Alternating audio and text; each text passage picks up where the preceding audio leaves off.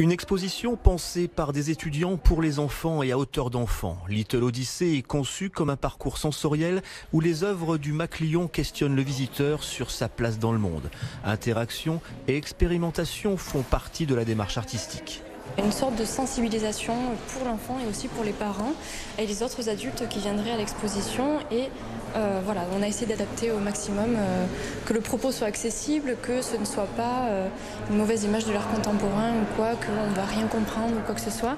Non, là vraiment on est axé sur l'enfant et la personne qui accompagne l'enfant pour rendre plus accessible. Le musée d'art contemporain propose 4 expositions. Ici, la ventriloque rouge de l'artiste sud-africaine Mary Sibandé ou encore État d'urgence du Tunisien Tamer Mejri. L'artiste prend le corps humain comme outil de mesure du possible et des interdits, le chaos en toile de fond, l'espérance aussi de voir émerger une société nouvelle. Les titres de ces 3 œuvres, ces grandes œuvres que j'ai réalisées pendant ma résidence au Maclion, c'est Hope, c'est espoir.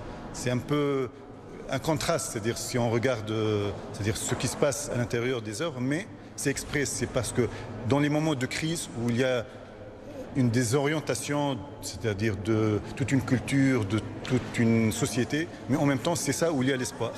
De l'espoir, des paradoxes et les créations artistiques qui se montrent à nouveau en vrai. Fini le distanciel, la vie au musée reprend ses droits. Ça fait plaisir d'entendre des gens, de les voir, de discuter avec eux, de voir leurs réactions, parce que c'est vrai que en visio c'est bien, on a eu du public qui a continué à nous suivre, mais les voir réagir et puis les matières, c'est quelque chose qui doit se sentir et se ressentir.